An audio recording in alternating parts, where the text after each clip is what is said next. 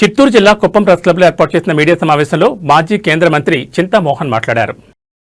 మన ఆంధ్రప్రదేశ్ బడ్జెట్లో ఓబీసీలకు ఏమి ఇచ్చాడు?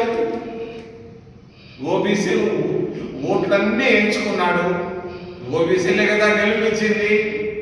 ఓబీసీలకు ఓబీసీ ఫైనాన్స్ కార్పొరేషన్ ఉంది. దానికి ఏమన్నా ఇచ్చాడా బడ్జెట్లో? సున్నా. ఓబీసీ బిడ్డలు చదువుకుంటా ఉన్నారు కాలేజీల్లో, వాళ్ళకి ఏమైనా మెస్ బిల్లులు ఇస్తున్నాడా? ఫుల్ మెస్ ఛార్జీలు కానీ స్కాలర్షిప్లు కానీ సరిపోయినంత ఇస్తున్నాడా? లేదు. 100 రూపాయలు కావాల్సి ఉంటే 30 రూపాయలు 20 రూపాయలు సర్దు పెడుతున్నాడు. తల్లిదండ్రులు డబ్బులు ఇవ్వలేకపోతున్నారు. వీళ్ళు కష్టాల్లో కన్నీటితో మరి ఆకలితో ఈరోజు ఓబీసీ విద్యార్థులు చదువుకుంటున్నారు. మరి అంతేకాదు ఎస్సీలు కూడా, ఎస్సీలు ఉన్న ఏరియా ఇది కూడా, ఎస్సీలకి ఏమన్నా ఎక్కడ ఇస్తున్నాడు? స్కాలర్షిప్లు స్టాలిన్ ఇస్తున్నాడు, సిద్ధరామయ్య ఇస్తున్నాడు. నువ్వెందుకు లేవయ్యా? ఎవరు అడగాలి ఇది?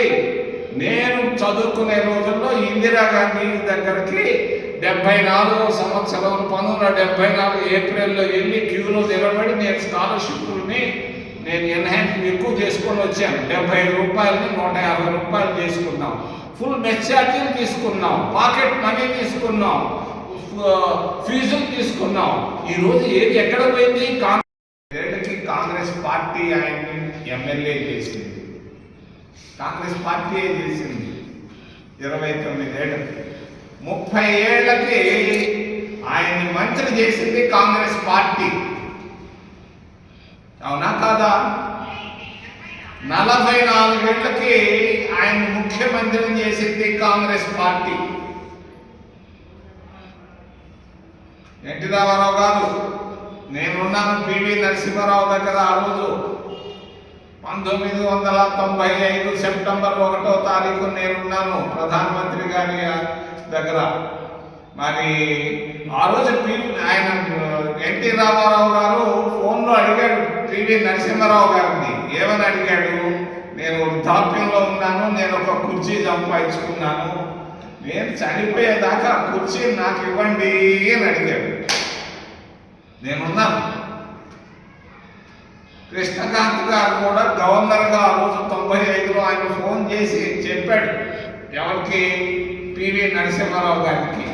ఎన్టీ రామారావు గారినే కంటిన్యూ చేస్తే బాగుంటుంది అని అంటే, కాదని పివి నరసింహారావు నాతో అన్నాడు, చంద్రబాబు మేము బెటరు, ఆయన్నే ముఖ్యమంత్రి చేస్తాము అని చెప్తే ఆలోచించండి సార్ అంటే, నేను ఆలోచిస్తా ఉన్నాను, ఆలోచించాను, చంద్రబాబునే ముఖ్యమంత్రి చేస్తాం, ఎన్టీ రామారావు వద్దు అని చెప్పి మరి 44 ఏళ్ల వయసులో ముఖ్యమంత్రిని చంద్రబాబు నాయుడిని చేసింది కాంగ్రెస్ పార్టీ. ఎమ్మెల్యే చేసింది కాంగ్రెస్ పార్టీ, మంత్రిని చేసింది కాంగ్రెస్ పార్టీ, ముఖ్యమంత్రిని చేసింది కాంగ్రెస్ పార్టీ. కాదని చెప్పాను చంద్రబాబు నాయుడు. నేను సూటిగా అడుగుతున్నా, ఈరోజు నియోజకవర్గానికి, గ్రామాలకి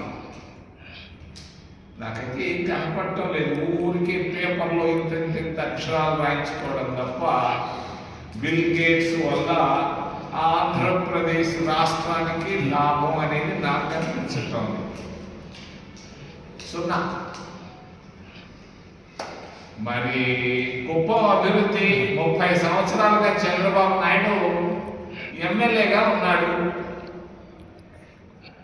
పొద్దున్నే 4 గంటలకు రైల్వే స్టేషన్కి వెళితే ఆయన సాధించినటువంటి అభివృద్ధి చక్కగా కంటికి కనిపిస్తూ ఉంటారు. ఆ పుష్పులు వేసిన రైలు 4 గంటల నుంచి 6 గంటల దాకా వందల సంఖ్యలో పక్క రాష్ట్రాలకు వెళ్ళి తిండి తిప్పలకి అది కడుపుకి వెళ్తా వస్తున్నారు. కనీసం ఈ 30 సంవత్సరాల్లో చంద్రబాబు నాయుడు కనీసం ఒక 30 మంది కన్నా ఉద్యోగాలు ఇప్పించాడా? నాకు అనుమానం ఉంది. ఉంటే మీరు ఏమైనా చేతులు ఇచ్చినప్పుడా? మా ఊళ్ళో ఇప్పించాడు. మా ఊళ్ళో కనీసం 30 మందికి ఉద్యోగాలన్నా ఇప్పించాడా? మంచి ఉద్యోగాలు, తుంటే పోయే ఉద్యోగం, చిమ్మే ఉద్యోగాలు, తుమ్మే కాకుండా ఏదైనా ఎవరికైనా పనికొచ్చే విధంగా 30 మంది కన్నా ప్రభుత్వంలో ఈ 30 సంవత్సరాల్లో సహాయం చేశాడా చంద్రబాబు నాయుడు? నేను సూటిగా అడుగుతున్నా. చంద్రబాబు నాయుడు గారిని ఆయన సొంత నియోజకవర్గం నుంచి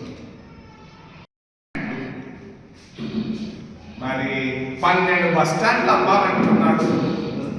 అవసరమా? బస్టాండ్ లేదు అమ్ముకునేది. వాళ్ళు వాడికి అమ్ముతాడంట. ఏది? తిరుపతి బస్టాండ్ 20-30 ఎకరాలు ఉంది అంబేద్కర్ విగ్రహం దగ్గర. ఆ 20-30 ఎకరాల స్థలాన్ని అమ్మేసి వాడి దగ్గర వాడికి దాదాపు 1000 కోట్లు ఆస్తే సుబ్బలక్ష్మి స్టాచ్యూ దగ్గర ఉంది. దాన్ని అమ్మేసేయాలంటాడు. అవసరమా? అదే కాదు, నెల్లూరులోనే అమ్మాలంటాడు, వైజాగ్లో అంటాడు, విజయవాడలో ఒక్కొక్క స్థలం విలువ 1000 కోట్లలో ఉంది. మంచి స్థలాలు ప్రైవేట్ వాళ్ళకి ఇవ్వాలన్నది మరి అన్యాయం అని నేను తెలియజేస్తూ, తిరుపతిలో నేను ఎంపీగా ఉన్నప్పుడు విమానాశ్రయాన్ని పట్టుబట్టి తెచ్చాను. అంతర్జాతీయ విమానాశ్రయాన్ని. మరి అంతర్జాతీయ విమానాశ్రయానికి పునాది రాయి కూడా మన్మోహన్ సింగ్ గారి చేత వేయించాడు. మరి ప్రారంభోత్సవం అయింది. ఈరోజు దాన్ని అమ్మేయాలంటాడు 3000 ఎకరాల భూమిని. ఆయన మంత్రిగా ఒక ఆయన ఉన్నాడు, రామ్మోహన్ నాయుడు అనుకుంటా ఆయన పేరు.